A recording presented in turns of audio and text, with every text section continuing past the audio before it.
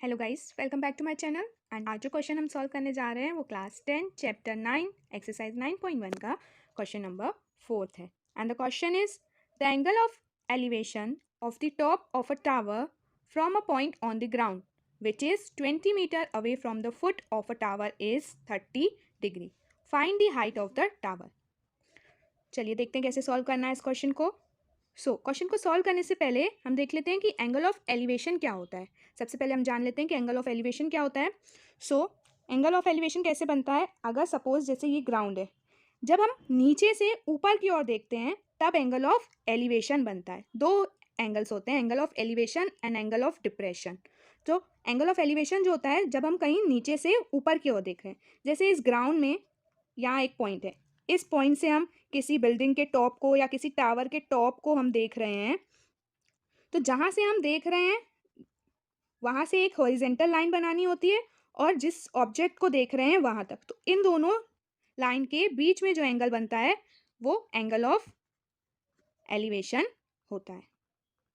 Suppose जैसे कि कोई इंसान खड़ा है ग्राउंड में, तो उसकी आइज से, वो अपनी आइज से किसी बिल्डिंग के टॉप को देख रहा है, तो उसकी आइज से अगर अपन बना रहे हैं तो वहाँ से भी हमको एक हॉरिजेंटल लाइन बनानी होगी और उसकी आइज से वो किसी भी बिल्डिंग के टॉप को देख रहा है तो ये लाइन बनेगी। तो इन दोनों लाइन के बीच में जो एंगल बनेगा वो होता है एंगल ऑफ एलिवेशन। हम जहाँ से देख रहे हैं, जिस ऑब्जेक्ट को देख रहे हैं उसके बीच में जो लाइन बनती है, एंड जहाँ से भी देख रहे हैं वहाँ पे हमें एक हॉरिजेंटल लाइन खींचनी होती है, तो उन दोनों लाइन के बीच में जो एंगल होता है वो एंगल ऑफ एलिवेशन होता है।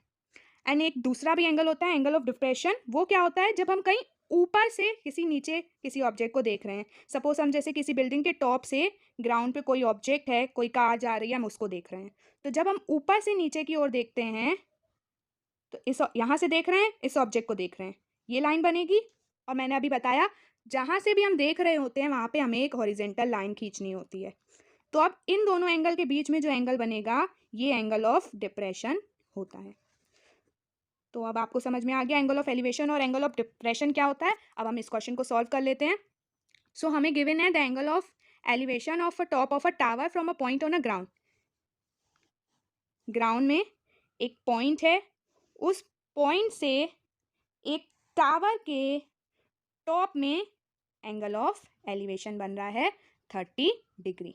हम इस ट्रायंगल में नेमिंग कर देते हैं A B and C. And वो पॉइंट टावर से कितनी डिस्टेंस पे है, पॉइंट टावर के फुट से पॉइंट बी कितने डिस्टेंस पे है, 30 मीटर। ये हमें गिवन है। तो हमें इस टावर की हाइट यानी ये AC डिस्टेंस को फाइंड करना है। यहाँ पे हम कौन सा रेशियो लगाएं, देखिए हमें BC गिवन है एंड हमें AC को फाइंड करना है।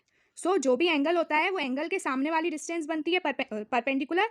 ये AC परपेंडिकुलर है एंड BC बेस है।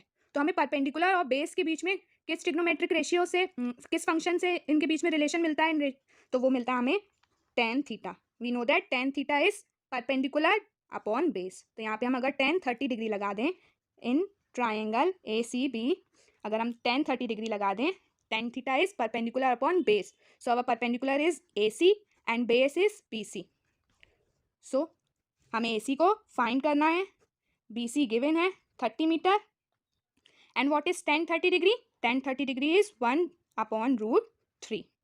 क्रॉस मल्टीप्लीकेशन कर देंगे, AC डिस्टेंस फाइंड हो जाएगी।